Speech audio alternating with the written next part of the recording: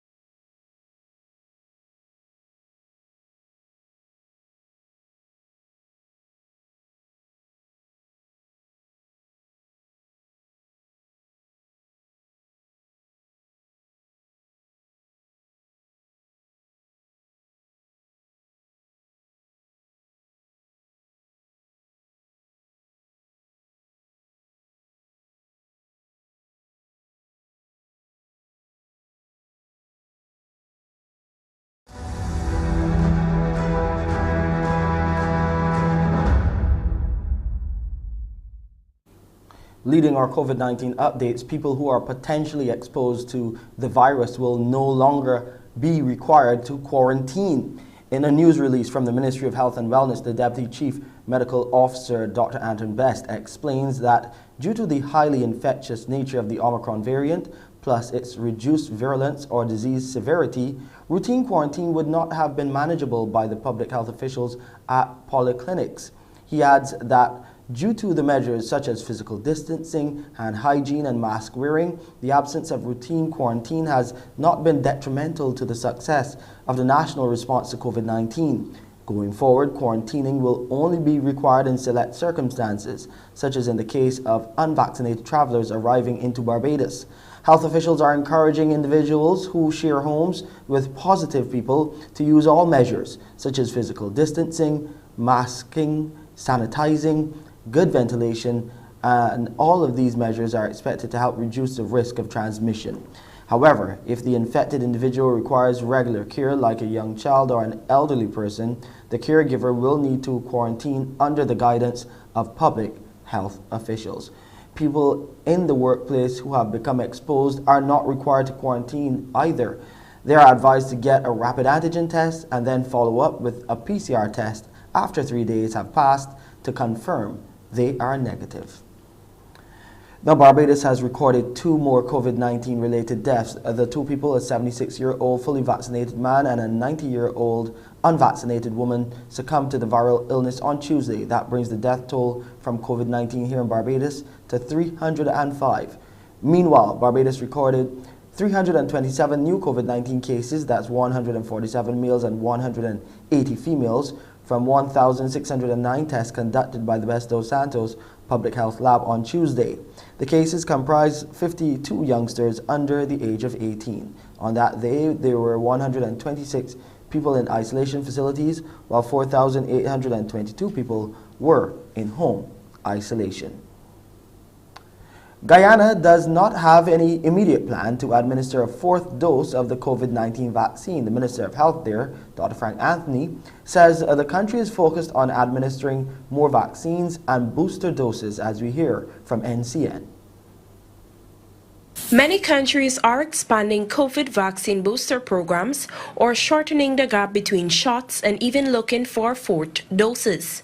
But Minister Dr. Frank Anthony said that government is in no way close to examining whether they will take the same route. While Israel has begun administering a 2nd booster to individuals, the minister explained that the preliminary results are now being reviewed. Dr. Anthony says emphasis is currently being placed on the unvaccinated, partially vaccinated, and persons eligible for booster doses. So the 4th shot or the 2nd booster shot, we're not contemplating that right now. We're focusing on administering the booster shot, which is after your first 2 doses to get that booster shot. So that's where our focus is right now. Meanwhile, Minister Anthony revealed that most of the COVID-19 self-testing kits are safe and provide accurate results. And it helps persons to know their status, especially people who work in at-risk environments. So that's something that we want to encourage, that people can test themselves regularly. Additionally, the ministry continues to record a downward trend in positive COVID-19 cases.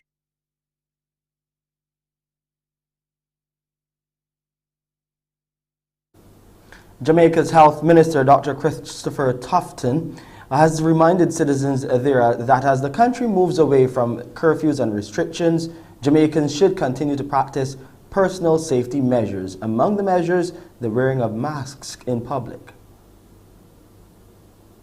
With our low vaccination levels still a challenge, we cannot get complacent, and the mask represents one of the most effective ways to protect ourselves as we move about more.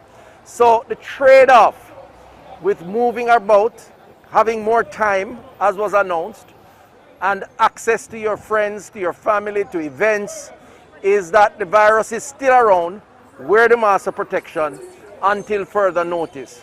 Dr. Tufton says more than 2.5 million masks have been issued to members of the public and state agencies so far. The SDC, the regional authorities, the constabulary, the JDF, the universities, to support mask wearing for the time being until we feel comfortable that the virus is under full control. So I urge Jamaicans to support the need for continuation.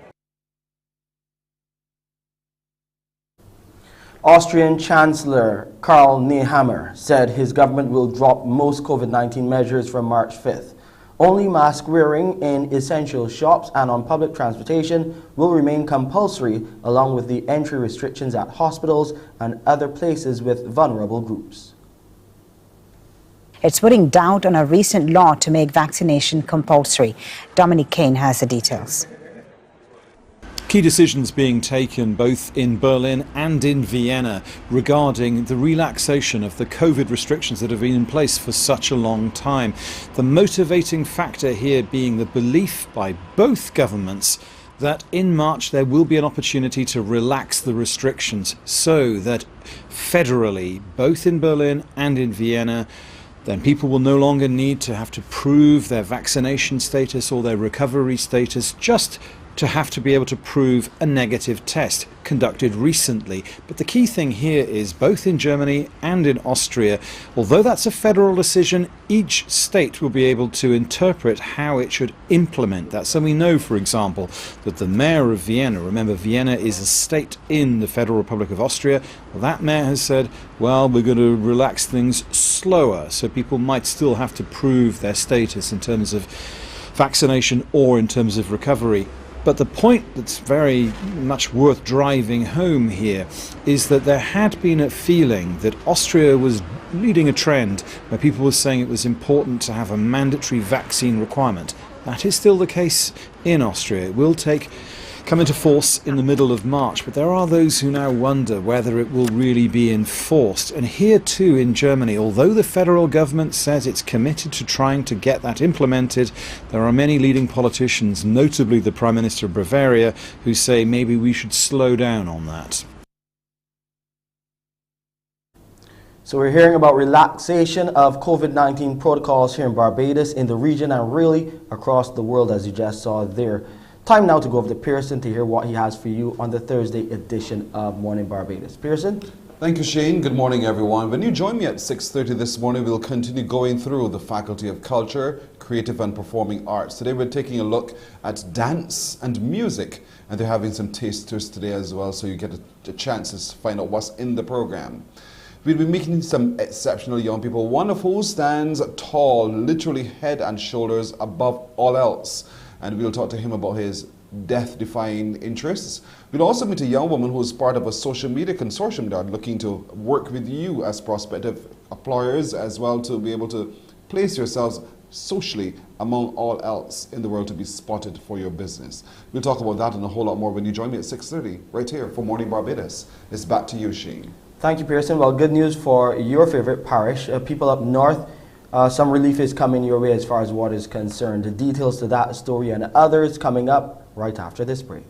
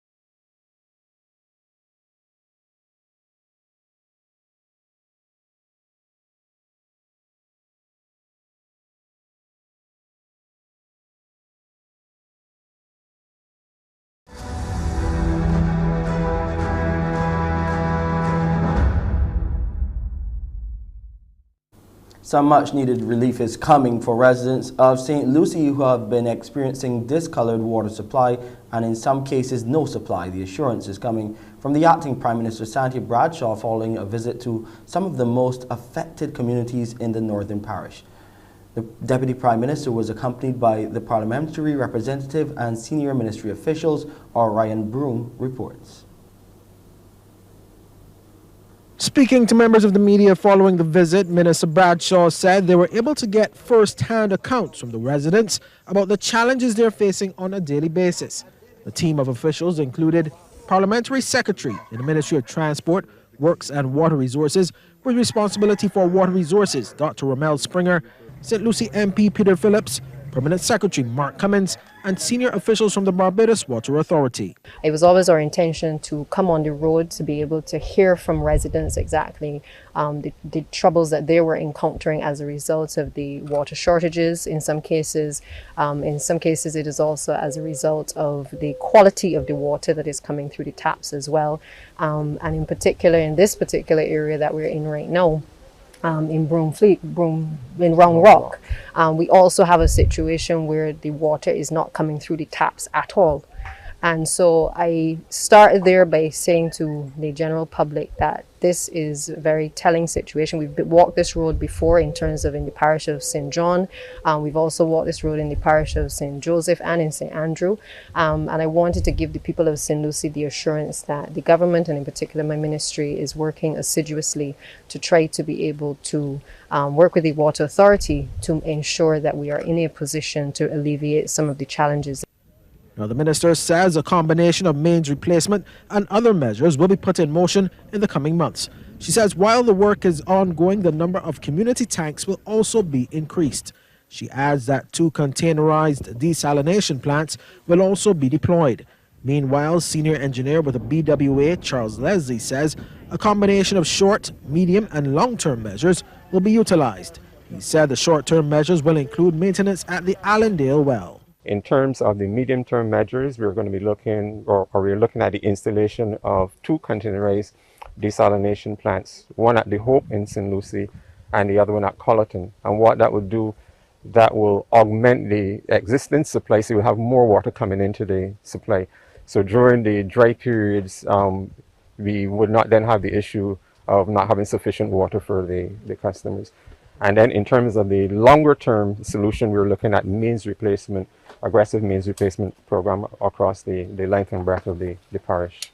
And BWA manager Keith Roy Halliday was not able to give a definitive timeline on when the longer term measures would be completed, but he said the short term measures, including the deployment of the containerized desalination plants, will take place in the coming months. Ryan Broom, CBC News. With school children set to return to the classroom next week, there are signs of a growing back-to-school rush. Crystal Hoyt reports. The phased return to face-to-face teaching in a matter of days has resulted in a rush for school uniforms. While some suppliers here in Bridgetown are fully stocked, others do not have adequate supplies to meet the demand. Last year, the back-to-school season during the summer was cut short. Candidly, we have a lot of inventory that we're carrying forward since then. So we're in a very, very good position now of having more than enough adequate stock in place. And I think we can satisfy all of our customers' needs. So far, it's been pretty good. Leading into yesterday, there was still a lot of uncertainty. So once the trigger was pulled yesterday, then we certainly got parents coming in, and definitely today. There's been a good set of parents coming in today, along with the kids to outfit and try on and whatnot. We have adequate supplies. I mean, some items, to be honest, we are short of, but majority of items we definitely have in stock. The usual back-to-school section in Bridgetown duty-free has been significantly reduced.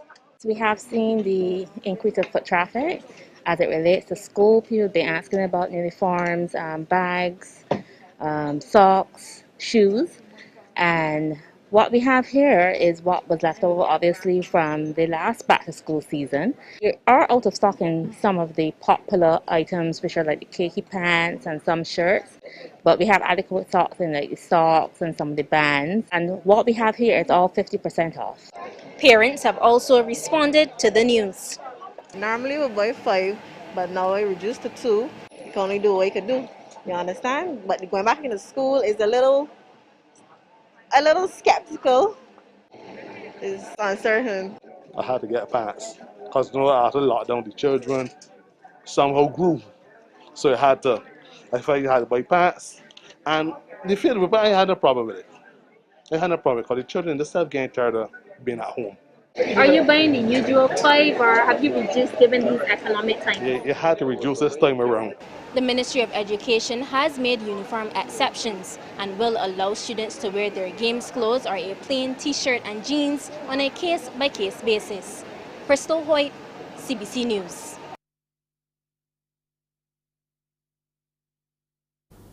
The United States and NATO have charged Russia is still building up troops around Ukraine despite Moscow's insistence it was pulling back, questioning President Vladimir Putin's stated desire to negotiate a solution to the crisis. Meanwhile, we hear that at least 94 people have been killed in mudslides and floods that tore through a mountainous region of Brazil's Rio de Janeiro state. The disaster in the city of Petrópolis followed 3 hours of torrential rain on Tuesday. Almost 400 people have been left homeless. Let's go over to sporting news now. A century from Barbados Pride skipper Craig Brathwaite and an all-round good performance from Raymond Reefer were the highlights of Day 2 in their second-round CWI Regional 4-Day Championship match. That's against the Jamaican Scorpions at Kensington Oval.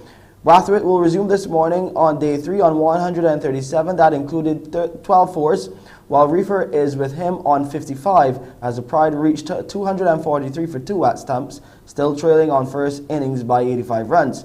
Brathwaite and Reefer have so far put on 136 for the third wicket. Earlier in the day, the Scorpions made 328 all out in their first innings after resuming the day on 299 for 3. John Campbell was eventually dismissed for 127, while Reefer was the pick of the bowlers with 6 for 23. Damien Best has the highlights. We pick up the action on Day 2 with the Scorpions 303 for 4 at Kensington Oval. Paul Palmer didn't add to his overnight 76. Raymond Reefer hunting for more wickets from the Malcolm Marshall end. Alwyn Williams, loose drive, and Shane Mosley, Mr. Cool at short extra cover, takes it. Williams on his way for 2, 303 for 5. The wheels started to fall off the wagon for the Scorpions. Ramon Simmons from the Joel Garner end, big in swing, and Ronnie Morrison had his middle stump removed. Eye candy. Have to see it one more time. Morrison back in the pavilion for a duck. 304 for 6 now. The Reefer cleanup campaign continued to gain traction at the opposite end as well. John Campbell targeting deep square leg, falls well short into the lap of Keon Harding. The left-hander's superb knock ends at 127, inclusive of 12 fours and 1 6. Well played indeed. The Scorpions 310 for 7. Marquino Minley added 9 runs to the tally. He's facing up to Reefer now. Drive peels off the outside edge and Harding doesn't have to move. 323 for 8. 5-wicket haul in the offering for Reefer. Can Jimmy Merchant frustrate the hosts? I guess not. Bowled off the inside edge. 328 for 9. Merchant made 12. Patrick Harty, the last man standing, not hanging around though, guiding a lifting delivery into the hands of Jonathan Carter at second slip. The Scorpions all out for 328. Reefer with 6 for 23. Overall, 7 wickets falling for 29 runs in 14 overs. The job is not done. The Pride needing a positive start from their openers, Captain Craig Brathwaite and Shane Mosley. Minley driven past short mid-on and teasing the fielder all the way to the ropes. 4 runs. Minley into Mosley once more and playing slightly away from his body edge and snapped up at first hit by Campbell for 4. Early trouble, the Pride 7 for 1. Shamar Brooks, the new batter, didn't take long to get his eye in. Short and wide, slap through the covers for 4. 27 for 1. Lunch looming and Brathwaite showing signs of solidity. Short and off the back foot is the Windies test skipper. That will travel the distance as well. Moves to 17. These two would see the team to lunch. Brooks helping himself to another boundary. Wide delivery down the leg side from Nicholson Gordon. The Pride at the break, 57 for 1. Fast forward after the resumption. Brathwaite went back to work, pulling Midley here through mid-wicket. Inching closer now to his 59th first-class 50. And he would eventually bring it up off the back foot. Cutting a delivery from Merchant with purpose. Fielder only has one job, and that is to retrieve. Brathwaite advancing to 52. Good signs for the Pride. 81 for 1 at this stage. Damien Best with that report. Of course, live coverage will resume at 10 this morning. You can check out all of the action on radio 94.7, the best 24/7. Of course, that's CBC Radio. Time now for a look at the weather. Temperature right now, 24.5 degrees Celsius, and it's fair on the outside. The relative humidity at 70% right now. The barometric pressure is 1013.1 millibars, and those winds are coming out of the east at 28 kilometers per hour. We'll see a low tide this morning at 10 minutes after 10. The high tide will come our way at 29 minutes after 4 in the afternoon. Those seas are still moderate to rough in open water. Swells are peaking at 3 meters and expected to increase. It will be partly sunny today in Barbados with a few brief isolated light showers, and tonight it will be cloudy with a few brief scattered light to moderate showers at first, but then it will become mostly clear.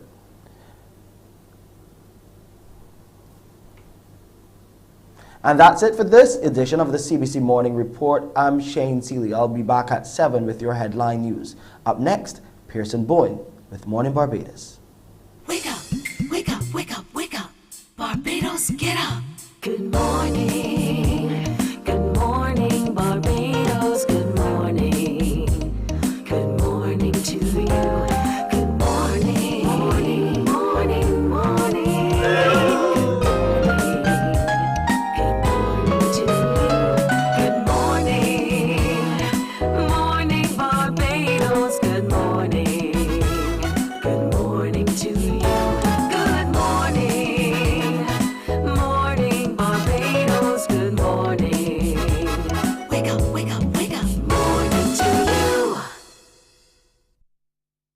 I also join in saying morning to you everyone, everywhere. Thank you so much for joining us today, Thursday, February the 17th, 2022. My name is Pearson Bowen. For those of you online, thank you too for joining us on our Facebook streams and our YouTube channel too. Every day you can watch us wherever you are across the world, but most of all, spread the word. Let it grow and grow and grow. Thank you too for interacting with us on our social media pages. It's Thursday today. We meet a young man who's on the island who's delving between all sorts of things. Our archaeological records, he's looking into a whole host of stuff as it relates to the cave at Trents. And what can he find out about our business and about Barbados as well? So we'll meet him this morning. That is his course of study. And so he's on the island to figure out more about our past through our records. We'll meet today to a young man who's 18 years old who's using football to trample his way across the world. And so he will join us to talk about his story as well. Inspirational he is.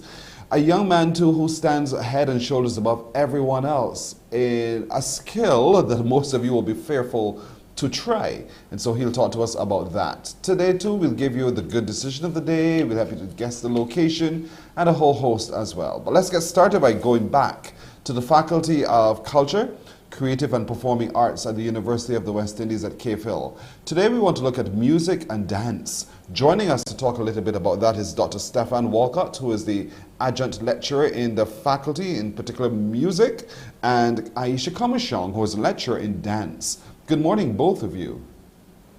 Hi, good morning. person. Thank you so much for joining us indeed as we continue through this very exciting faculty. And I know day by day, folks, you're getting an opportunity to have a taster. You'll get a chance to find out how the program will work for you. You'll also get a chance to interact with some of those who are also part of the program, as we have been here on Morning Barbados. I want to start with you, Dr. Walcott. You know, oftentimes you think of music and you think you're either doing it simply to become a performer, but that is not all that there is to the course of study in music in the faculty. So talk to me about the program in music there. Hi, good morning again. The program is pretty new. We started, last year, 2021, and we have a fantastic crop going in. A lot of the guys, practically all of them, have come out of the Barbados Community College Associate Degree Program, and that program has been going for quite a while and is quite strong. And we have robust candidates as a result of that. So, as I said, it's not only the performance track open, there's an emphasis on bachelor's in music with education. So the guys do the courses in the Faculty of Humanities in the Education Department, as well as the music courses. So we should hopefully have our first batch of graduates in the next couple of years, and we will be showcasing and highlighting the work within the faculty as time goes on, as we've started a big band there. We've also started a wind quintet, and we'll hopefully be doing some choral work as well. So there'll be some material coming soon for new faculty. As things open back up, we'll be ready to showcase what we've been doing. So for anyone coming to take on that course of study in music, though, what is it that they are applying themselves to? Give us a sense of how the course works and runs. It's supposed to be a 2+2 for those who have an associate degree from the Barbados Community College. As a result, it is a very difficult course. It builds upon what they have been doing. So it's not generally geared for those who want to find out about music or who have an interest or who do not have that strong theoretical base or background. This is meant for those who have, and the hundreds of graduates that have come through the years who had to go overseas. Now there's a local option. So it's a very intense program given the length of time, and it is really geared towards that demographic, that target audience, those people who have the degree already, who want now to further themselves. So you can really look at it as years 3 and 4 from the associate degree 1 and 2 programs. So that's what they'll be getting into as they come over to the faculty. The balance of theory and practical, what's that balance like? They have to do private lesson. They have, which is training on your individual instrument with a person within the field.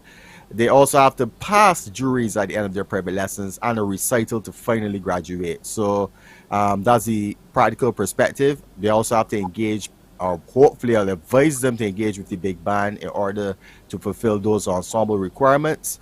In terms of theory, once again, it's building upon what was done at the Barbados Community College. So there's harmony orchestration, which delves into the orchestral works, big band writing, etc. So I think it's a good balance between the two. Once the students are able to maximize, obviously, their free time in terms of applying themselves to their particular craft and instrument. To the parent watching who says, all right, all well and good, but at the end of the day, what do I do with a degree in music? Where does that take me? What do you say to that? I say to them that these are times where multiple skills are essential. So while a degree in music may not be in and of itself enough these days, as I don't think any degree is enough these days, but we find graduates who go on, or people throughout the world who go on to do programming, who combine those skills, who go into the very specialty fields that are very, very highly valued. So when you combine coding with music, or you combine any other skill with music, you maximize your earning potential, is the way how it goes. But even if you're less looking to keep on that music track, music education has been shown to be one of the most vital components in terms of learning throughout the years and throughout the global spaces. So they can leave here, they can go and function in Europe with the assurance that they have a sound degree from an accredited institution. So that's what I'll tell those parents. All options are open in terms of adding to the music, but even if they stay within music, music education will be here forever, in my view. Indeed so. And so too is dance. Aisha, that's where you're coming, because you're a lecturer in dance. And, you know, You think it's just hop, skip, jump, twirl, all of those kinds of things, but there's a lot more to dance and the discipline of dance that is taught in the faculty. So let's look at the programs that fall under what you do at the University of the West Indies. Okay, so I'm going to echo my colleague, Dr. Walker, by saying it is a new program. And it being a new program, we spent a lot of time thinking about what we wanted the next batch of Caribbean dance scholars to look like and what would they need, right? So a lot of the planning by Dr. Rainey Demerson, who is my co-lecturer in the program, a lot of her thought process, critical thinking, analysis is focused on our next batch of Caribbean dance scholars. So we have programs and courses, that, for example, critical dance studies that looks at dance through a variety of lenses, such as gender dynamics, critical race theory. We have new courses such as global dance history because we want our Caribbean dance scholars to feel as if they can traverse the globe and stand firmly on their feet, rooted and grounded in what was taught to them at the university campus. We have courses such as Africana performance theory, contemporary Africana dances, dance ensemble, body conditioning, and wellness. Truly, we are trying to create a well-rounded individual who can not just dance and perform, but we're looking for our next set of creative academics, our next set of dance entrepreneurs. You know, much as Stefan was saying, it is not at this point in time. It's not serving our artists to just streamline into one track. We're looking to create diverse individuals. You know, a lot of times we don't quite understand what, or interpret rather, what we see through dance. You know, we see you guys just take your fabric and you go over the place. And, you know, so there's a language and a discipline to the skill of dance. Is that also what is taught in the courses and the dance at the University of the West Indies? So that when I sit and I watch, I can see when she does this, it means that. Well, yes. So we have courses such as movement theory and analysis. We have dance composition and dance choreography. And those courses are aimed towards helping students create their choreographic voice to develop their particular niches. But most importantly, much to what you're asking about, it allows our students to train and develop their ways of transferring their information over to the audience in such a way that the audience is able to understand what they're trying to say. So we're setting those foundations. We know in music you have to first come through the Barbados Community College to come into the music program in the faculty at the University of the West Indies. What qualifies someone then to be a part of the dance program at the university?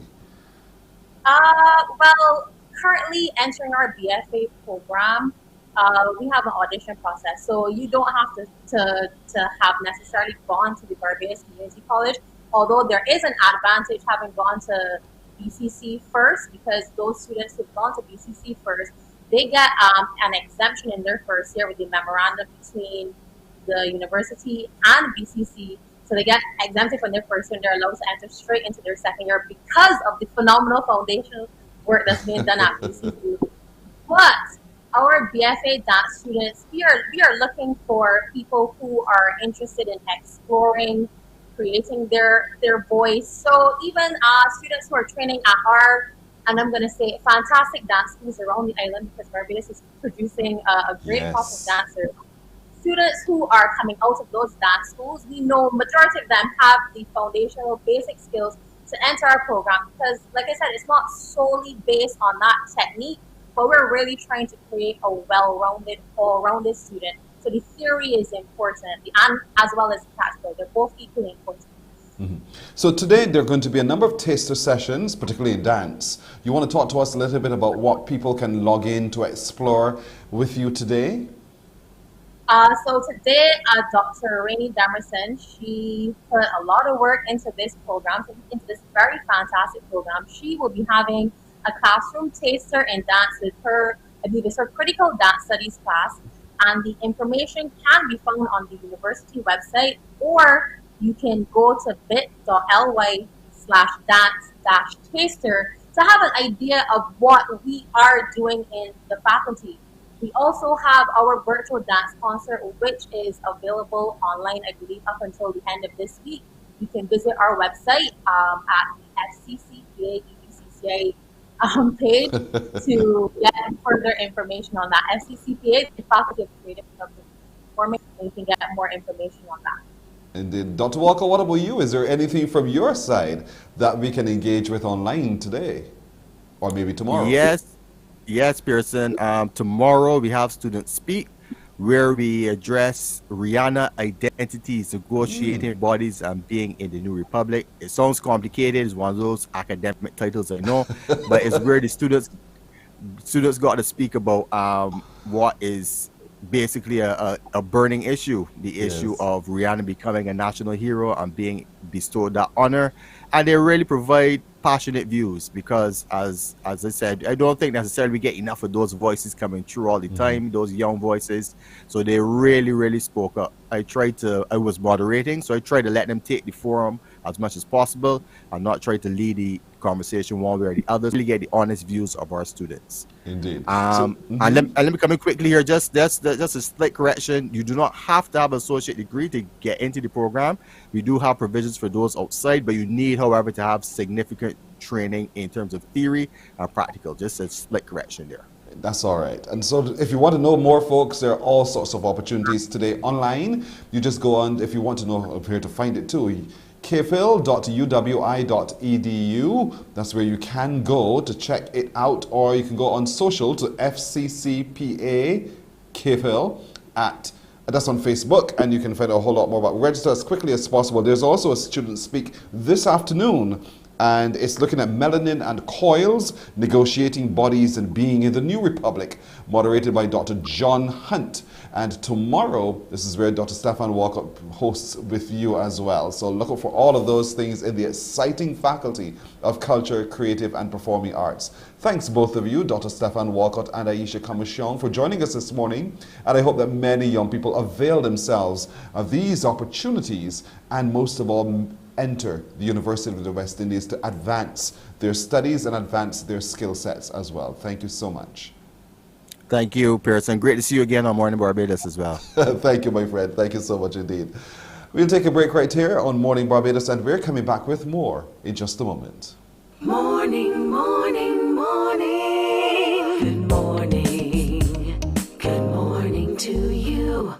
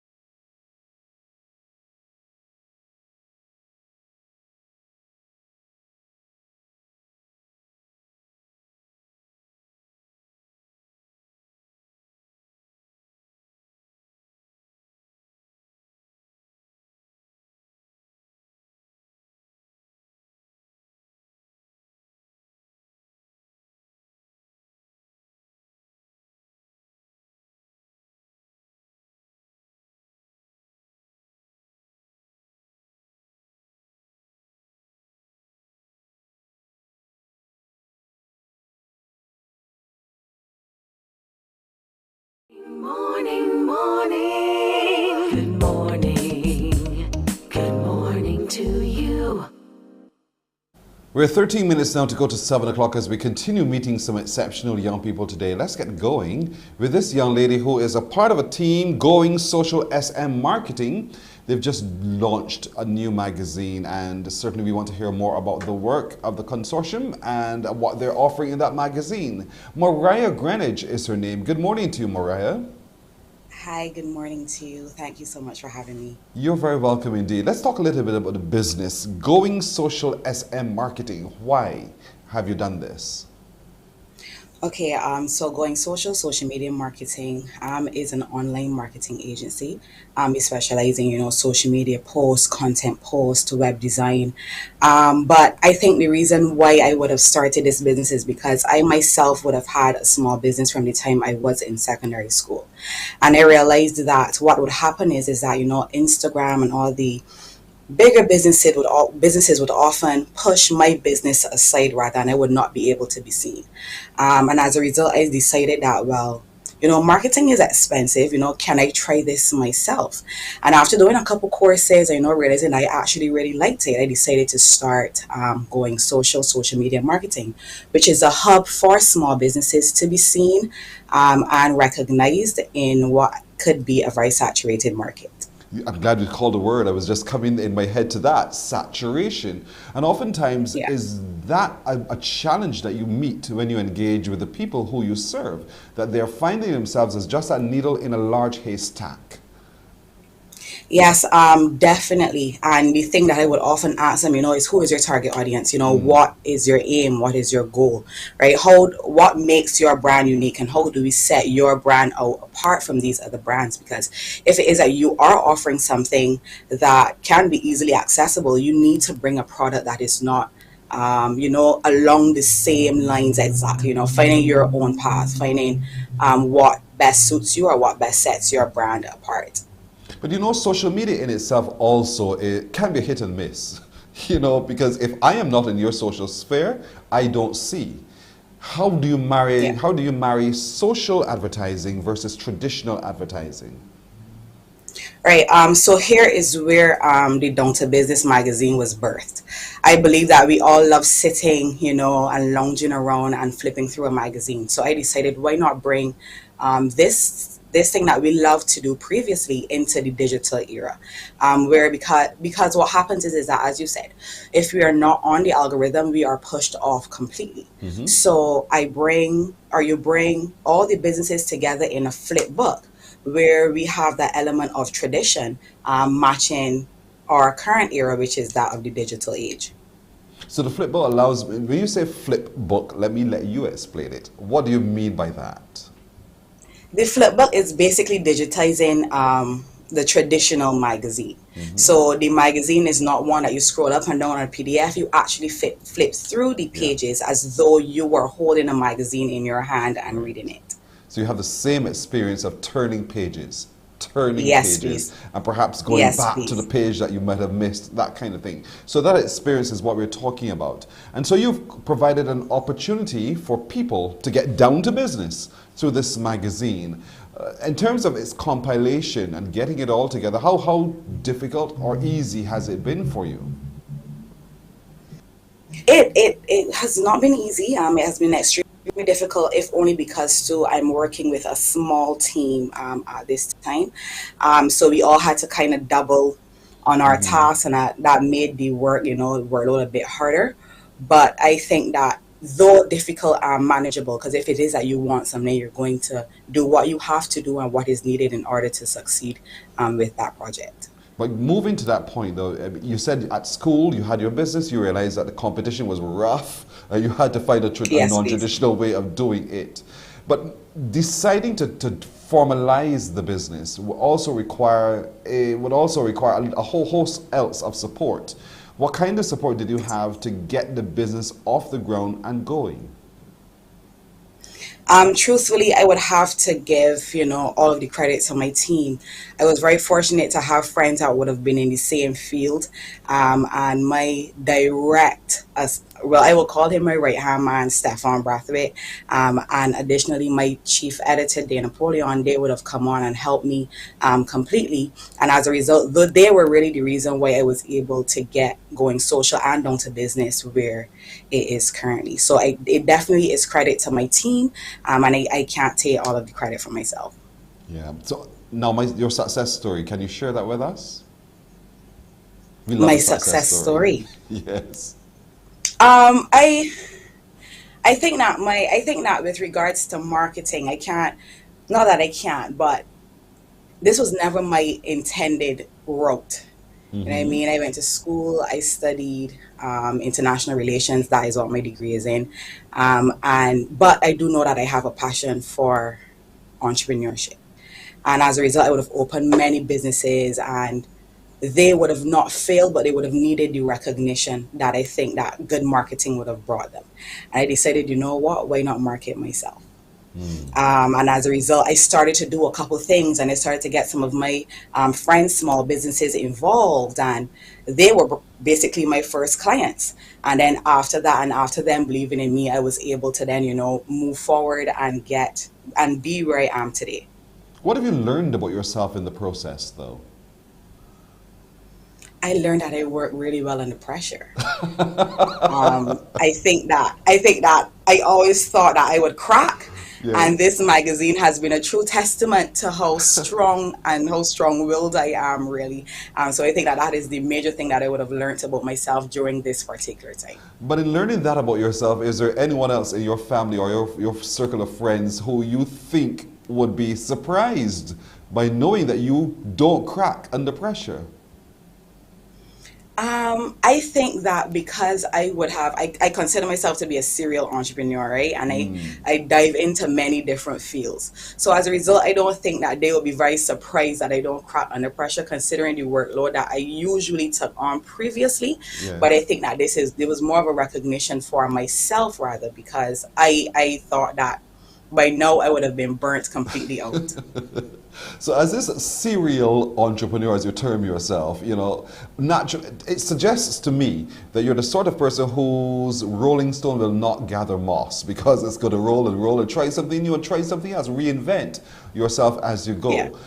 Are you settled at the moment with what you're doing now with this Flip magazine? Yes, completely. I think that what would have happened is that, I'm only 23 now. So previously I would have been still trying to find my way, trying to find my path. And that is why it would have been, a little flip-floppy here and there. But now that I've secured myself and I've started to see the growth in the business, I've started to see the difference that I've been making in other small businesses that would have started out much like mine. I think that I'm pretty settled at the moment. So how do you find those who you feature in your magazine? Or how do they find you? Actually, the first issue of the magazine, we would have had to do a lot of outreach, a lot of calling, a lot of emailing. For lack of better terms, I always tell my team, right now we're begging. Right now we are begging for somebody else to believe in our dream. But currently we are able to be contacted through our website, going socialsmmarketing.com, and we have businesses reaching out to us on Instagram, downtobusiness.mag, and that is how they find us, that is how we communicate, and then we just take it from there.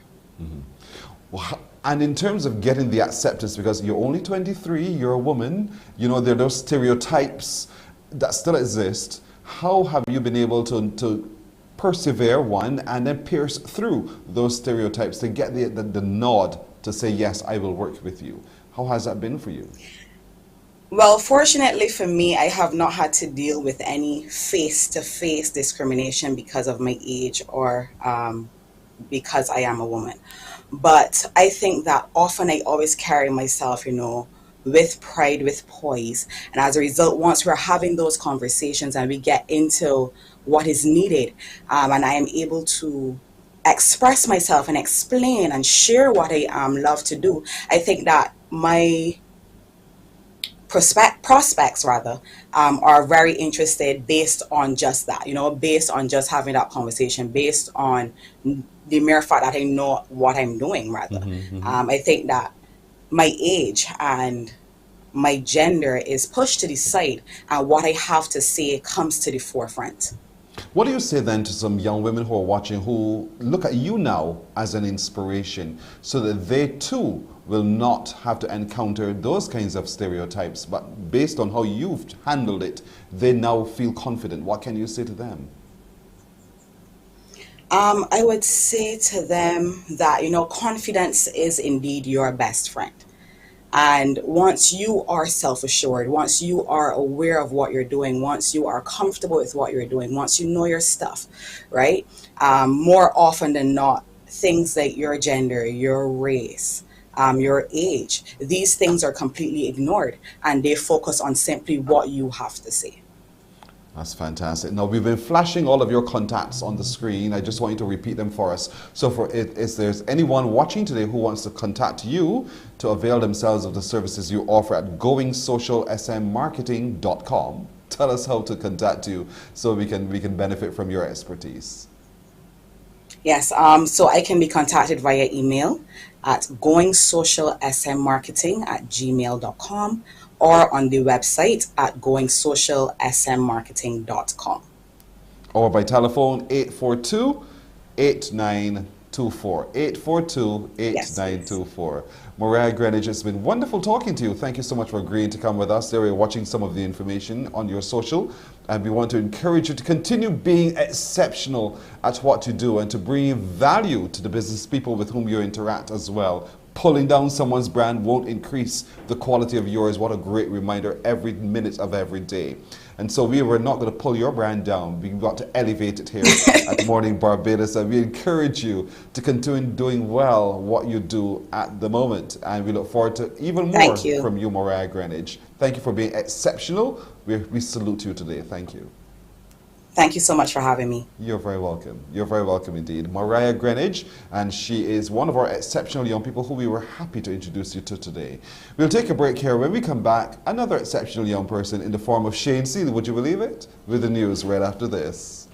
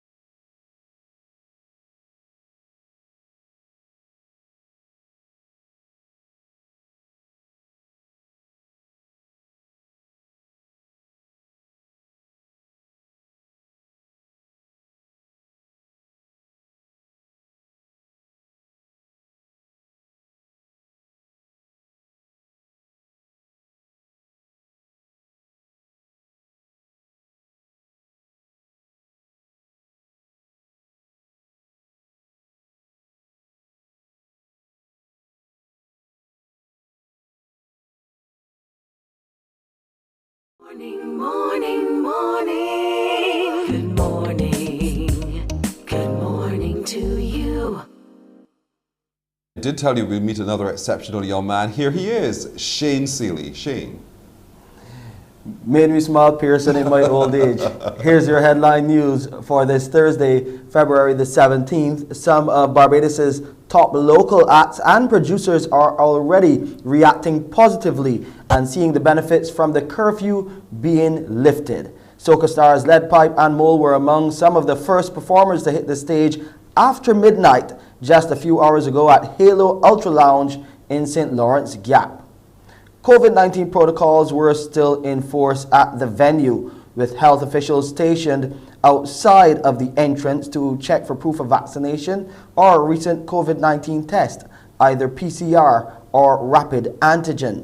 The event, dubbed Soca Valentine, ended at 2 in the morning.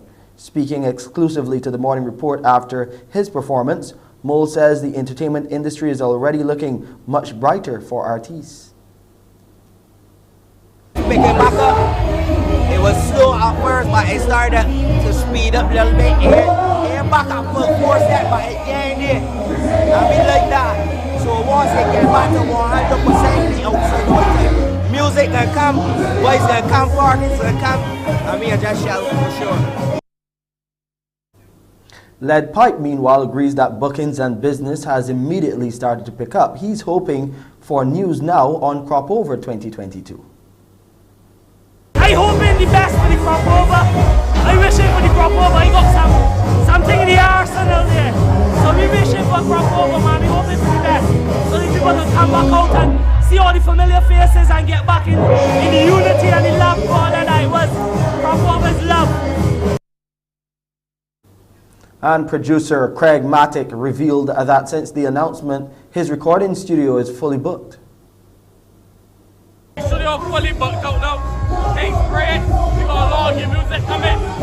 Brand new Lead Pipe. We got a lot of artists like contacting me, trying to get in the studio. Yeah. Artists can finally make some money. You know, the last 2 years, everybody stuck home, not doing anything. I think now that it's time that we can really like see all the talent come out. I want to hear what everybody was doing the last 2 years. I hope that people were not just sitting down doing nothing and working on the music, working on the craft, and let me see what 2022 got to offer. In other news, we are hearing about a major change in Barbados' COVID-19 protocols regarding quarantine. People who are potentially exposed to COVID-19 will no longer be required to quarantine. In a news release from the Ministry of Health and Wellness, the Deputy Chief Medical Officer, Dr. Anton Best, explains that due to the highly infectious nature of the Omicron variant, plus its reduced virulence or disease severity, routine quarantine would not have been manageable by the public health officials at polyclinics.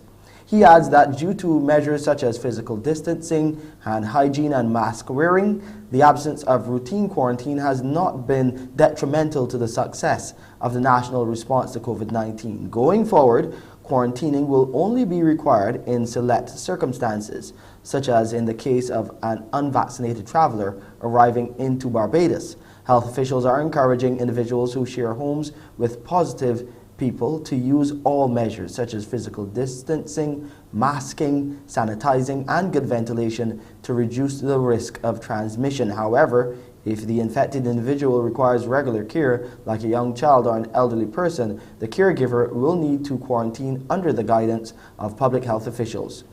People in the workplace who have become exposed are not required to quarantine either. They are advised to get a rapid antigen test and then follow up with a PCR test after 3 days have passed to confirm that they are negative. Still on the COVID-19 front, Barbados has recorded 2 more COVID-19 related deaths. The 2 people, a 76-year-old fully vaccinated man and a 90-year-old unvaccinated woman, succumbed to the viral illness on Tuesday. This brings the death toll here in Barbados from COVID-19 to 305. Meanwhile, Barbados has recorded 327 new COVID-19 cases, 147 males and 180 females from 1,609 tests conducted by the Best Dos Santos Public Health Lab on Tuesday. The cases comprised 52 people under the age of 18. On that day, there were 126 people in isolation facilities, while 4,822 were in home isolation. Government is considering converting the building once used by the Sterling Children's Home to transitional housing for down-on-their-luck single mothers. The Minister of People Empowerment and Elder Affairs, Kirk Humphrey, made the revelation as he fielded questions during a media briefing last evening. He says if approved, the facility would provide shelter for women and their children who find themselves at the mercy of the state with no place to sleep.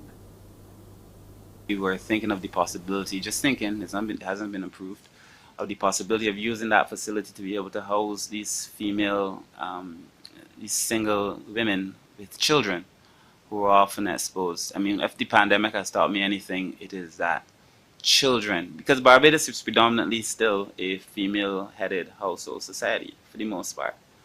And, you know, when these things come to bear, when you hear a female is evicted or a female doesn't have the revenue, it is normally a female and children, regrettably. And there's no place for them to go. So we were thinking of being able to retrofit that at least, to be able to house persons who find themselves in this state. And that's your headline news. I'm Shane Celia. I'll see you at 12 with CBC Newsday. It's back to Pearson with more on Morning Barbados. Thank you, Shane. And indeed, we'll take a break here. We're back with more after this. Morning, morning, morning. Good morning. Good morning to you.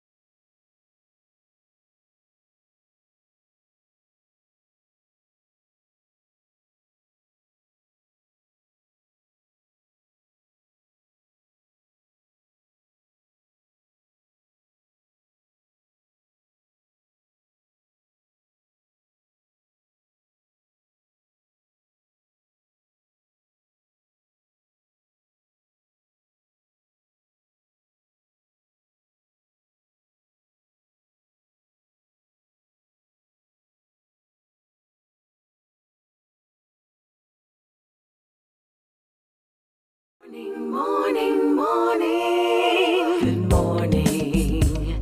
Good morning to you. How about a good decision today? How about something to stimulate your thinking and that you might consider to try today? Time for today's good decision of the day, daily habits of the ultra successful. We continue with tip number 4, today being Thursday, daily meditation. Meditation is a key success habit that many high performers have implemented in their daily routine. It has been proven by science to make you more productive, focused, compassionate, and calm. Furthermore, it decreases stress and anxiety, which helps you to raise your performance to the next level.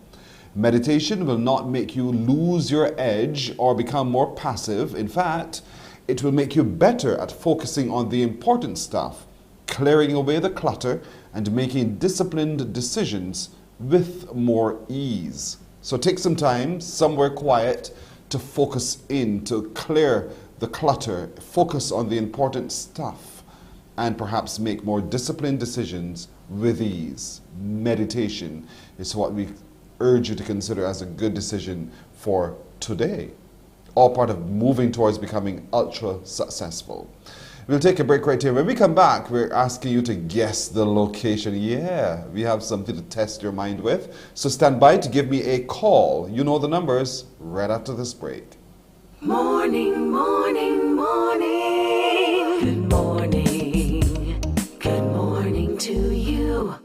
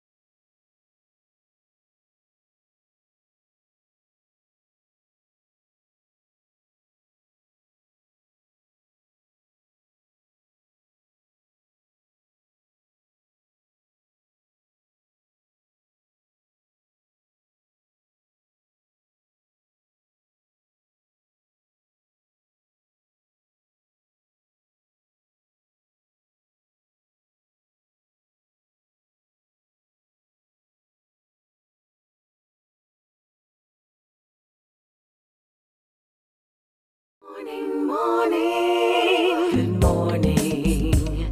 Good morning to you. So we're 12 minutes after 7 o'clock. Time for you to guess the location. Time for you to give me a call on 228-5562 or 228-5563. We haven't done this in I haven't spoken to you in a long time. I miss your voice. 228-5562 or 228-5563. Time to guess the location. I have no idea where it is. You have to figure it out with me and for me. So where is this? Where is this? I can hear you now. Pearson is at the beach. No, no, no, no, no. It's not as simple as that. Tell me where this is. 228-5562 or 228-5563. Let's talk together. Let's have some fun. 228-5562 or 228-5563. Where is this? Can you figure this out? Where is it? I'll tell you where it is at the end of it all because I now know the answer, but where do you think this is? 228-5562 or 228-5563. Have you been here before? Have you looked at this particular view from this particular angle? Have you seen those umbrellas somewhere before? Where do you think that is?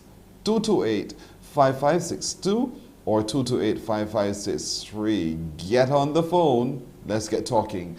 Good morning to you. Hello. Hello. Good morning. Hi, sir. How are you doing? Very well, thank you. Oh, you're very welcome indeed. What parish are you watching us from? St. Thomas. You're gonna. Do you go to the beach often? Yeah, but I don't go into the sea. Here's your brother. I do not. Why don't you go into the sea, by the way? Right? Why do you not go into the sea? I just can't be bothered. No. Say it. Say it. I can't swim. Is that right? No, I can swim. You can? I can swim too. All right. And is it that you can't handle the temperature of the water? No, I just don't have the desire to go in. But if once I go in, then I can go. I would have the desire to go back often for maybe a month or so. Then I won't go in for several months again. Oh, you're one of those kinds of people. I understand you then. But at least you dip your toe in the water just a little bit, right? Well, I walk on the beach, go and exercise on that same beach that we are looking at, Browns Beach. Oh, really? What beach am I looking at? Browns Beach. You sure? I'm sure. Positive. So if we are on Browns Beach, look at your screen. Where am I sitting right now looking out this way? Where in Browns Beach would I get this view? You must be somewhere down there in the region of the boatyard. That's your view? Yeah. And you're sticking to it? Yes, sir. Let go, because you're wrong. You're dead wrong, my friend. But thanks for trying. Thank you for trying indeed. And thank you for going down to the beach as often as you should and could. Indeed, he's from St. Thomas. He didn't get that right. That's not right. Let's take this other call. Good morning to you. Hello. Good morning. Hi, how are you doing? I'm fine, thank you. Oh, you're very welcome. What parish are you watching us from? Christchurch. Okay. Then you must be getting to the beach pretty often, don't you? Sometimes. Okay, if you were going to the beach, which beach would you go to? Normally Browns Beach. Oh, so you think this is Browns Beach too? No. Where do you think this is? I think it's Kokomo's in St. James. You think it's in St. James? Yes, please. Have you been to this Kokomo that you're speaking of? No, I haven't. So why do you think this is Kokomo in St. James? Because my husband thinks so. Because your husband says so? So he pushed you forward so that if you get it wrong, you're the one who's embarrassed, right? That's right. What's his first name? His first name? Yes. Junior. Junior, you are dead wrong. I'm not letting you take the blame, ma'am. Junior, you are wrong. Thank you for trying as well. 228-5562 or 228-5563. None of you can figure this out. Look at it very carefully. I am telling you. Well, I shouldn't tell you because you may not know. But some of you who may know, if you go there, you will see it. 228-5562 or 228-5563. Good morning. Hello. Hi, good morning. Is it Hi, how are you? On the beach? Pardon me? Is it Infinity on the beach? I don't answer questions, my dear. So let's talk for just a little bit here. So, what parish are you watching us from? I'm in St. John. You're in St. John. And you would have left the coast of St. John to come to Christchurch and tell me that this is Infinity on the beach. Sorry, I didn't get that question. Okay, what makes you so certain that this is Infinity on the beach? Because I think I've been there before and that's what it looks like. So I just said, let me try When was the last time you would have been there? before COVID. 1924? Talk to me. That was before COVID too. So I when? think I went there with my girlfriends for a day. Yeah, we spent a day there. A couple years ago, perhaps. 2 years, I'll say 2 years ago. Oh, okay. And you believe that you would have sat in this spot looking out through this view that we have here today? For some reason, I think so. And I said, just let me give it a try. Okay, well, not a bad thought. Because you're absolutely right. Okay. Absolutely right. Thank you so much for being such a good sport, and thank you for remembering your moment at Infinity on the Beach. That's where it is, Infinity on the Beach in St. Lawrence Gap. They have, thank you ma'am for calling from St. John. A beautiful boutique hotel, 66 rooms, idyllic location indeed. And look at that, you are literally on the edge of infinity. You can see down to anywhere and everywhere, and that's what it is. It is truly the limit, the ultimate experience at Infinity on the Beach. That's where we were, so we know it for sure. We're going to take a break right here. We're coming back with more and exciting young people right after this. Morning, morning, morning. Good morning. Good morning to you.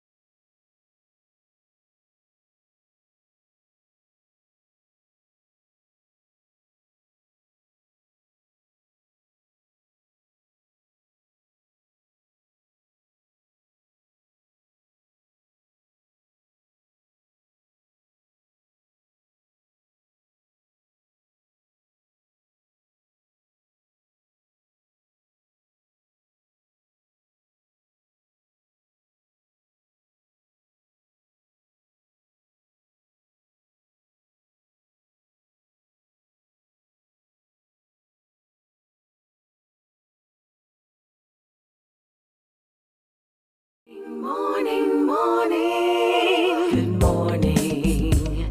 Good morning to you.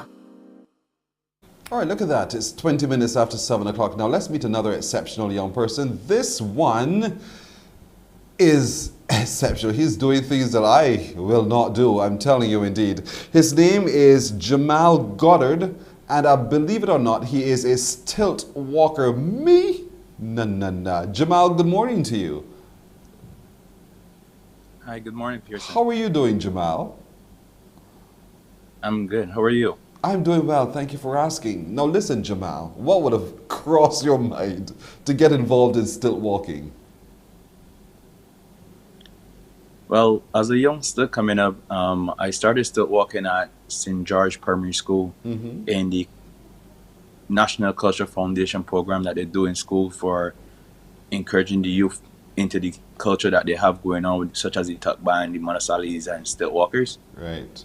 So you were in primary school at the time. Do you recall how old you were when you offered yourself to be a part of the program? I was 10 years old. And you were not at all scared to step on stilts? No, it's been a little intriguing as a youngster to try new things, especially when you were a short youngster. A short youngster, you said? Yeah, extremely short. So you were considered by others to be, as you say, extremely short, but you saw being on stilts to turn that around where others now will have to look up at you, right? Of course. Of course. So at 10 years old was the time that you set foot on stilts for the very first time. Talk to me about the balance, getting your balance so that you don't fall. How was that moment for you? Well, the instructor that I had at the time, he just encouraged us to let us know that on stilts you can't stop moving, you just got to keep moving all the time and you will find the balance eventually. So within the first class, we were able to walk around, get a feel for the stilts and get comfortable. Really? But you walked around with someone holding your hands to help you stay balanced? Yes, at first that's what you do. Someone guide you around and hold you so you can get your balance. Yes, please. I'm trying to imagine, because these wooden things are strapped onto your feet. You can't move now because they're onto you, they're part of you. And that does things to your brain, because immediately you're thinking, if I have to jump down, I can't jump down because it's at the sole of my feet. But you mastered it within a day. That's what you're saying to me. And ever since then, that's what you've been doing. Yes. What is it about the culture of stilt walking that you like and love so much? I just like the feel of being able to perform, make people happy, and the wow factor behind it. And the wow factor? Oh, so give me an example of what you would consider to be one of those moments where people go like, wow. What would that moment be? Describe it for me. That expression exactly. So what would you, to get that, what would you have, which of these I'm watching is you? Can you repeat for me, please? Are you the guy in the green or the guy in the white? I'm the white guy in the green. You're the guy in the green. Oh my goodness. And so you're dancing, you're dancing all the way up there. So while you're up there, at no point in time do you feel as if, well, that you might miss your step? Yeah, couple instances where not missed a step, but had a slip or a trip in going through the process of learning how to perform, and during performances, stuff happens. This calls for a lot of balance though, because you can't be off center, so to speak. Am I correct? It calls for like a strong core, definitely. Wow. So describe for me the scariest moment you've had while on stilts. The scariest moment I probably had on stilts was the first fall I ever had. Right. The first fall you've ever had? I had tripped, like what we Bajans call stump our toe, but on stilts you don't have a toe. Correct. So it was a feeling like that, and then you're trying to catch your balance, but no matter what you do, you can't get the balance catch. Ooh. So how did you break the fall? Well, usually we are taught to fall on our knees. So you try to get your knees in front of you, so that you don't, because the stilts are strapped on with padding behind them. So you try to fall on the padding. But something that's not always the case, depends on the direction you fall in and how the fall is situated. Yeah. But once you fall, you get back up and you dust yourself off and you go again. Yep.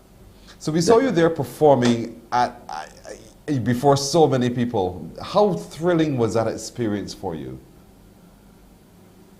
Well, that experience was a fantastic experience. Tell me about it. Well, for a youngster coming from Barbados and getting the opportunity to perform in the US with the Universal Soul Circus and being able to travel to different cities every week or every 2 weeks, it was an amazing feeling to be able to travel the US, get to know, get to see, and get to understand other cultures also. So now for the last 17 or so years, you have been on stilts as a stilt performer. Is this your profession now, or is it just something you do as a pastime from time to time? It is a profession now. Yeah, but finding employment and sustaining one's life, how has it been for you? I mean, entertainment was hit hard by COVID. How was it for you? Well, because the entertainment sector was hit so hard by COVID, I had to fall back to my second love, which is the water sports industry. And how did you handle it through the COVID moments through water sport?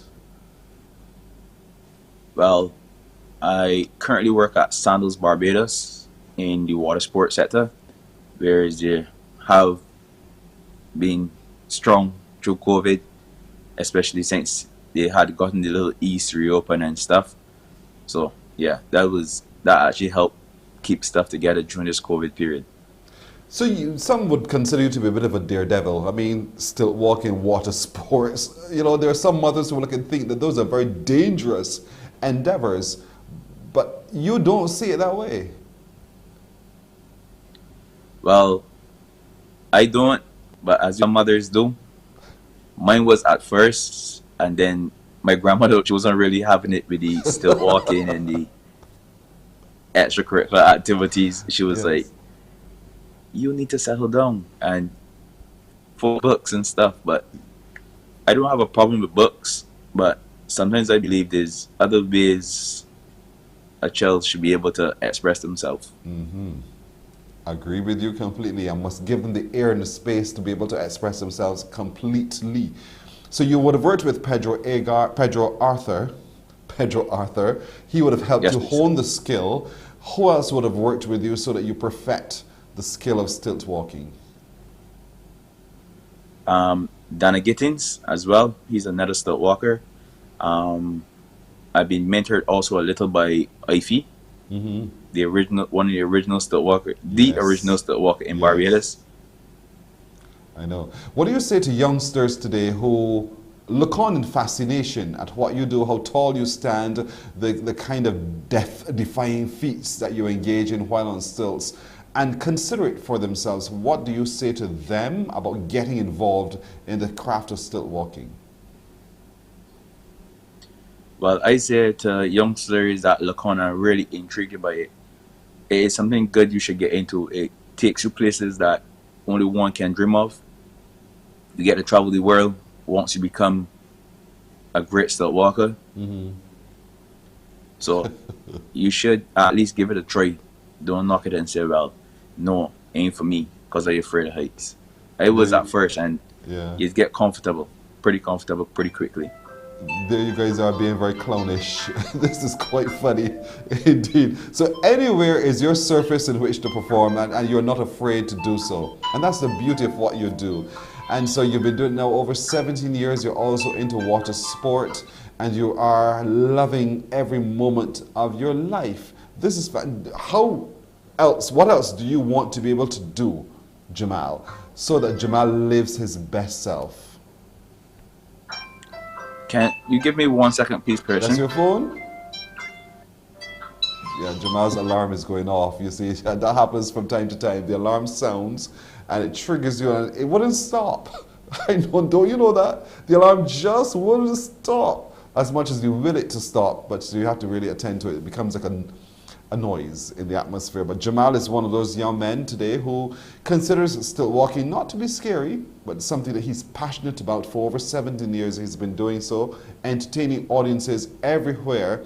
And while entertaining audiences everywhere, he's getting a chance to meet new people and go new places as well. So Jamal, what else do you want to be able to achieve in your life? Stilt walking, water sports is one thing. Is there anything else you'd like to be able to do? Well, at the moment, I just go with the flow and hoping that everything goes back on track with this whole COVID situation. Because there's still a few more countries that I would like to get to that I haven't been to as yet. Where? Name one that you'd love to go to. Well, I would definitely love to go to Spain. Where was that again? Sorry. Spain. To Spain. All right. Thou shalt get there someday soon. Jamal, I want to thank you so very much for joining us this morning. We love what you do. You entertain us, and we salute you for that skill set, which is fantastic. I wouldn't do it, but you could do it. And because you do it, we're so envious of the fact that you're bold enough to do it. And we love what you do. So thank you for joining us. Indeed, we wish you only the very best. We singled you out today because for us, you too are one of our exceptional young people who lives and walks among us. So thank you so much for joining us this morning, Jamal. Jamal Goddard. And as he goes, take a look at some of the fantastic work that they do while on stage, entertaining all of you in their many colorful forms, standing tall, causing all of us to jump, sometimes hold our hearts, because the ways that they move, the things that they do, entertain us but also cause us pause. And so if still walking is one of those things that you want to consider, the National Cultural Foundation has many courses in so. You can reach out to Pedro Arthur and he will be able to guide you through the program as well. So thank you to those of you who entertain us. We'll take a break and we're coming back with more. How low can you go? Say, how low can you go?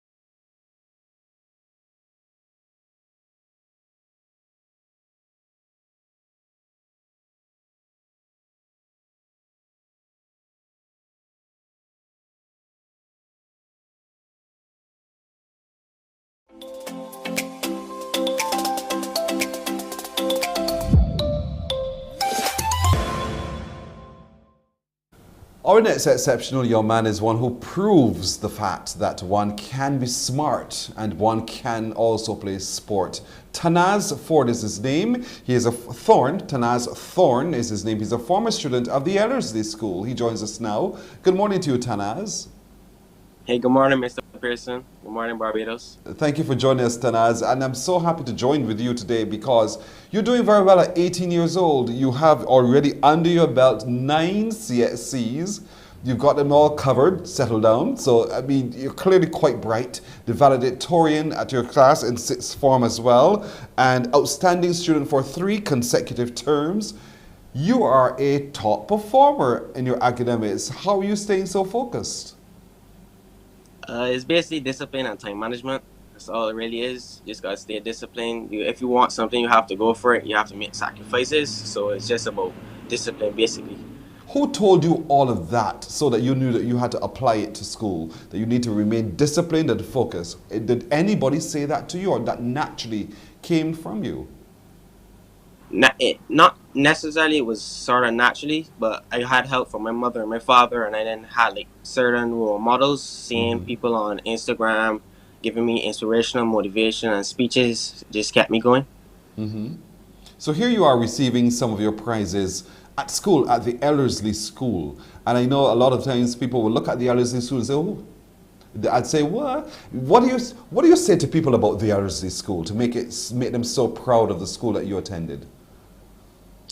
I would say the school is flourishing, it's making progress, and it's getting better every day. It's on the road to being one of the top schools in Barbados. Your teachers must be so proud to hear you say that, Tanaz.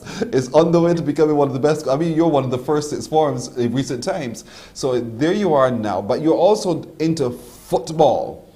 And, you know, with 9 CSCs, valedictorian, most outstanding student in consecutive terms, where do you find the time then, with all your studies, to do football?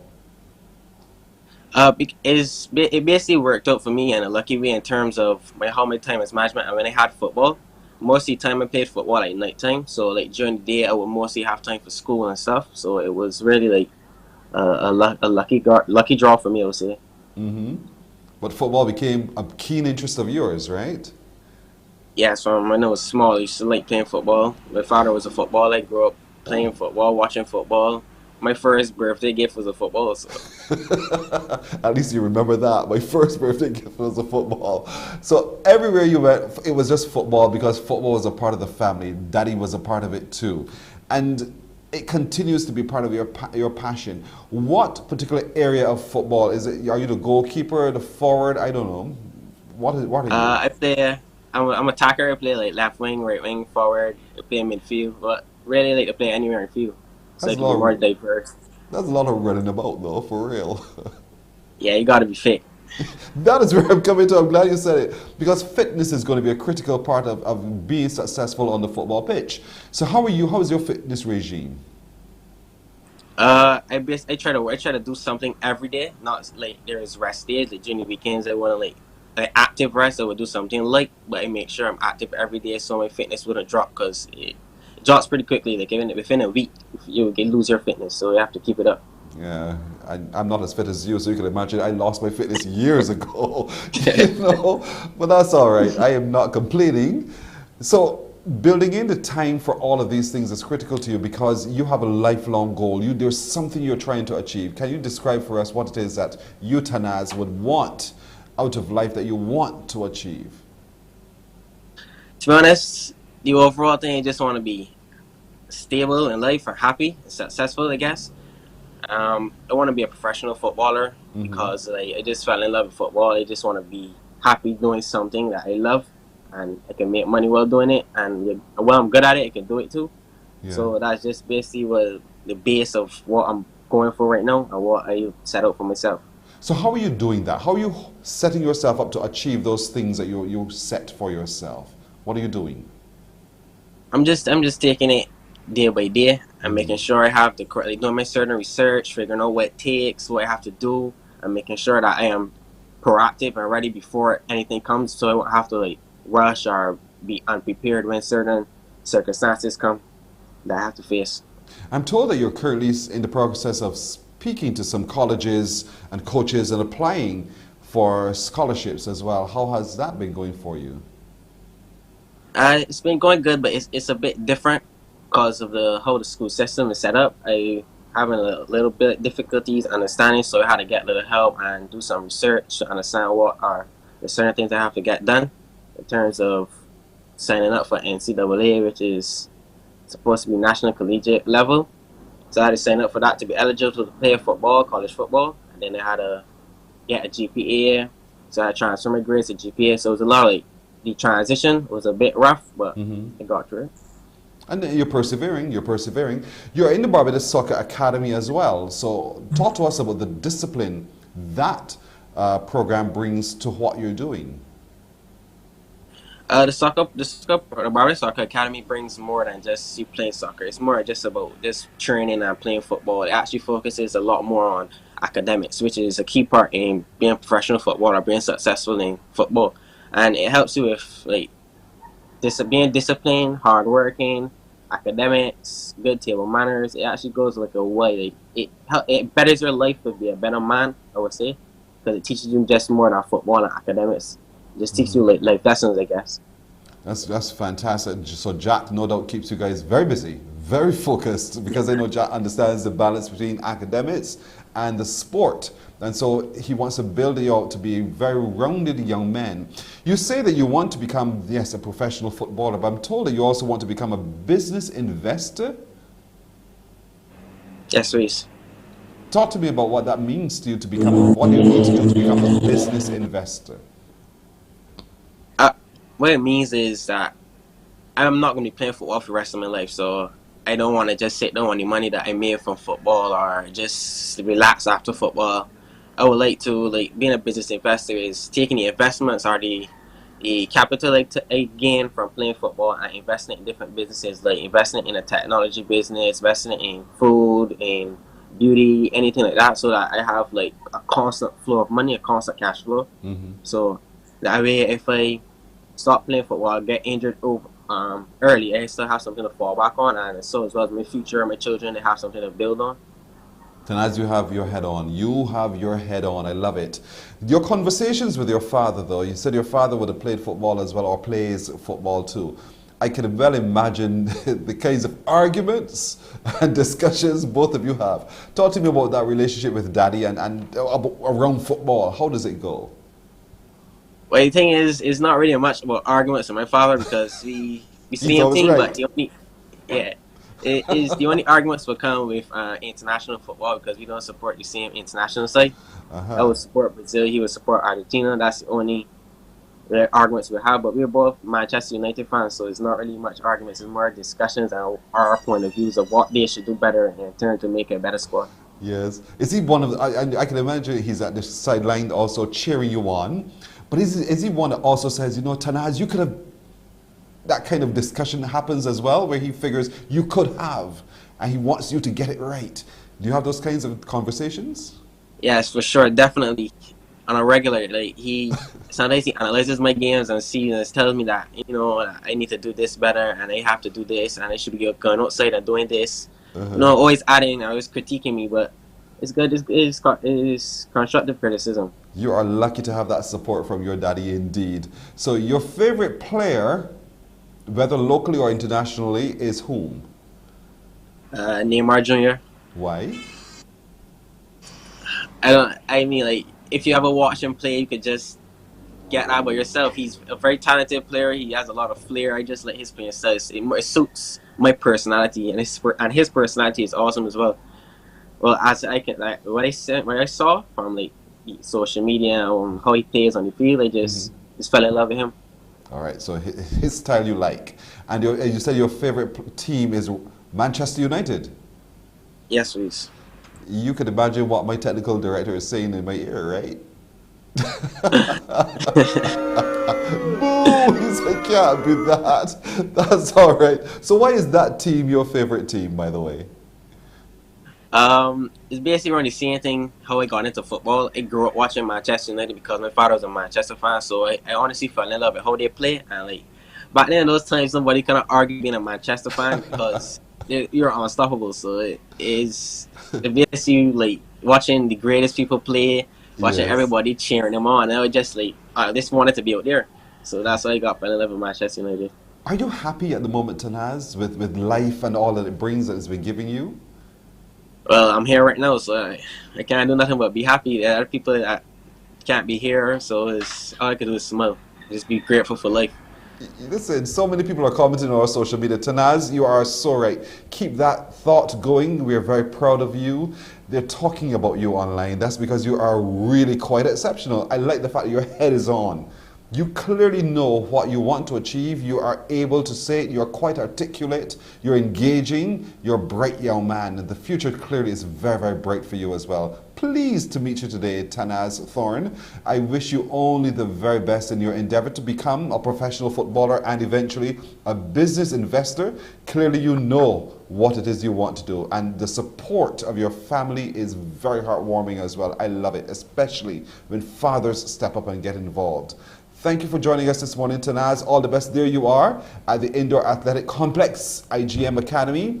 And as you are scouted, I hope that somebody picks you up really, really soon, gives you that scholarship support that you require and need, and that you'll go off and make all of us super proud, Tanaz. We are equally proud of you here from Mornin Barbados as well. So thank you. All the best to you indeed with your future endeavors. Thank you for having me, Mr. Pearson. Thank you, Barbados. It's You're been a very blessing. welcome.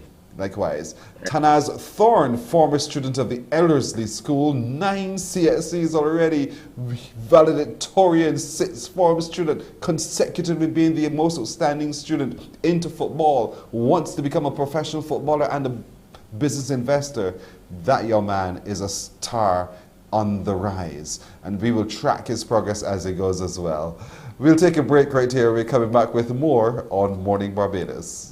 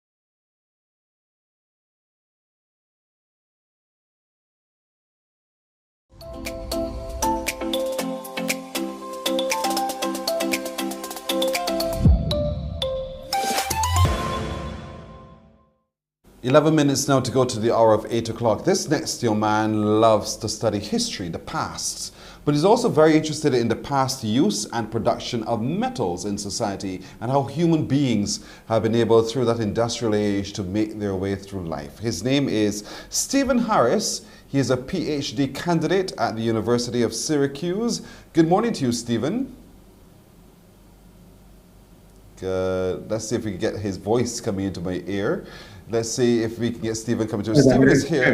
There you are. Stephen, how are you doing? Good morning. How are you today? I'm doing well. Thank you for asking. Now, you're here on island for the next 9 months or so because you're digging into our past. You want to find out a little bit more about what's happening there as it relates to blacksmithing and iron working here on the island. What is it that brought you here, and what is it about that? And where are you doing your research? Thanks for asking. So originally, it kind of just happened, like originally when I was doing my undergrad, my advisor, Doug Armstrong, brought me here to do research for his program. And it turned out that his site was situated on Transplantation, which is about maybe a 2-minute drive from Old Town. And what's interesting about this site is that you have the Transplantation, or like the planter's house that's located on one side. You have the village, which probably would house like enslaved at the time. And then you have like this crevice that has this really interesting cave site. And what was cool about this site is that you had like a lot of sites that have like, buttons or ceramics or earthenware and whatnot. What was really interesting about the cave sites have mostly a large cache of iron artifacts. And so for me, my interest came to the fact that usually when you think of iron artifacts, at least in the context of Barbados, most of them would have had to be imported. So my interest was, where are these irons coming from and who's interacting with them?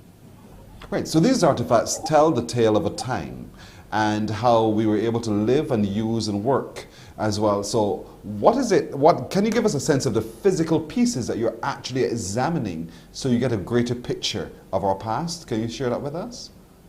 Oh yeah, absolutely. So in the case, you have your nails, you have your other fragments too, but I think what was really probably the more interesting aspect of the cave site is that we have these door hinges, but they're not just door hinges. You could tell that they were sharpened into maybe be a blade or kind of sharp instrument. And next to you find a whetstone, which probably would have been used to sharpen it. You have this old hand file, which could also be used to sharpen tools too. And I guess what was also interesting too about the artifacts that were recovered, that not all of them were buried necessarily at this underneath the cave surface. Some of them were jammed into the cave wall, both on the inside and outside. So what is it telling you? What does it tell you about our people of Barbados at that time? And so it's really interesting. There's a few ways in which you can interpret it. One is that given that it is taking place on a plantation site, maybe it could have been used as a site as a ritual purpose. Maybe it has a connection back to West African beliefs, in which it was there was a god that was worshipped for his belief in retribution, for peace, for calmness. And so maybe there's a chance that maybe that's a reflection of that too. And it can also be a degree maybe it was a space in which we have a plantation site that's highly surveillance. Maybe that was just a way of avoiding, or a way of getting away from the nature of surveillance that took place on some plantation sites. So it tells you about, I suppose, about what we did to make life easy, but our ways of worship and the like, as was what you've described to me just now. Archaeology, though, you're a young man. Why are you delving into archaeology? What is it about it that triggered this interest for you? I have to say, mostly my mom. When I was growing up, we used to watch a lot of National Geographic. I grew up watching movies like The Mummy and Indiana Jones. And so for me, it was always this nature, how valuable history can be, the nature of which maybe one artifact that could be absolutely nothing to anyone else. You could actually really study, you could have so much more context, so much value to it too. So in my case, it was. It's funny because originally I went to school for geology because I love rocks, I love dinosaurs and all that kind of stuff. But I don't know, I just kind of really fell into love how anthropology is so diverse and how interesting how it can be based on where we're at here. So in the case I'm in Barbados, I absolutely love it here. But I think seeing going to Europe and seeing the Eiffel Tower in person, or going to China, seeing the terracotta warriors or the Great Wall, seeing how history is so ingrained in some of these cultures, it just kind of stuck to me, I guess. Making sense of history. And you could have simply just gone into your backyard, dug a few pieces up and work it out on your own and discard it at the end of it all. But you've chosen instead to go deeper. And so the study of archaeology requires not just the discovery, but the information behind it. And how strong a discipline would one have to, how disciplined would one have to be to really follow the story to the end so we get the beginning of this particular thing we've discovered? I think it really just comes down to personal interest, to be honest. Like for me, like when I originally came to the site, like, I thought like, wow, this is really cool. Like you have this cave site that has like all these iron artifacts. And again, my question is like, where could they be coming from, and like how might that kind of reflect the nature in which those who use these tools could be? Was it a case where it was a site for ritual purpose? What could be a site that maybe it was just kind of just a site, just of recreation, where it's just more so we had a site. How can we repurpose or refactor them, kind of thing. So I think it also comes down to the case like when you have like a blade, it's such a multi-faceted tool. It could be used for like cutting food. It could be used for for crafts and tools. It could be used for as a weapon. So it's interesting to see like how diverse like one tool can be, or how useful something can be. In the case of like my side, of course, is like the fact that you have like this door hinge, which you don't really think of it as a tool for cutting things, or dismembering things and whatnot too. But the fact that it was repurposed to be a blade, it makes you think like what could have gone into the mind process of those who actually were using those tools. How does archaeology intersect with history? I think it's kind of like a nice. I think it complements it really well. So you have a case when you have history, usually you have like documents, you have these retellings, but then when you have archaeologists, like you have X site that exists at one point in time, and you had archaeologists who are like here's like underneath this bedrock we can actually see the baseline on which whatever it was once there stood. I think that's really interesting to talk about. I think you hear stories about the Colosseum, but actually be able to see it in person, know the history about that. I think that's interesting too. And of course, in the case of Barbados, having this discussion where Barbados was like the earliest, or like the earliest place that where enslavement took place, and you have like these old relics of plantation sites. You have, you can see actually the earthenware and like ceramics that were present. I think that's where you can really see where history is relevant, because it shows that we have like the physical means to actually show where it was represented. How do you relax? Because I suspect as an archaeologist, someone who's interested in archaeology, everywhere you go, you're seeing a little bit beneath the surface for a lot of things. Do you get a chance to just close your eyes to everything else going on around you and just enjoy life as is? Or are you so driven by what you do that you just want to always dig deeper? I think in my case, like for me, like I'm a passionate bowler. Like I love bowling whenever I get a chance. But at least while here, like I've been trying to make an attempt to like go for like a random walk. Like for me, like it's usually like around the garrison or like to the beach.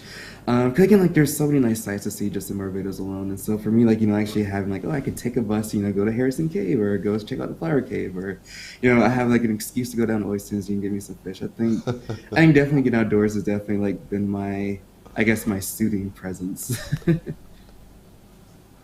That's it, because sometimes we get so caught up in our own industry, the thing that we were passionate about, that's all we see. And I'm glad to know you're able to have to find something to just be off track, so to speak, where you could just live life, you could just explore and have fun, and not everything that you encounter necessarily needs analysis. And that's what is so critical. So you're pursuing your doctorate, and when do you wrap it up so that you officially become Doctor of Archaeology, for instance? So my hope is that by the end of this year, I'll wrap up most of my actual field work and research at the archives. 'Cause I'm working closely at the National Archives and the museum now. And then my hope is that maybe over the course of next year, I can actually spend that time working on my dissertation and finishing that out. So hopefully I'm aiming for 2020 or 2020. Oh, I can't talk today. 2024. That'll be the hope, I guess. Well, let's wish you all the very best, Stephen Harris. Thank you so much for joining us today. We're fascinated. I know you're going to have to publish, so at some point we'll read about all you've discovered thus far. And it tells the story of our time, it tells the story of our people and our practices as well. Thank you so much for joining us this morning on Morning Barbados. We recognize you as one of our exceptional young men as well. Continue forging forward. Thank you. Thank you. Take care. You're very welcome. Stephen Harris, here on the island, digging deep into our history so we know more about ourselves. That's it for today. Thank you so much for joining us, everyone, everywhere. My production crew includes Alicia Asgrant, my producer. Rowell Ford is our technical director. Christopher Blenman has been our sound engineer. Tamisha Green is at master control. I'm Pearson Bowen saying good morning. We look forward to seeing you again tomorrow. Take care. Bye-bye. Wake up, wake up, wake up, wake up. Barbados, get up. Good morning.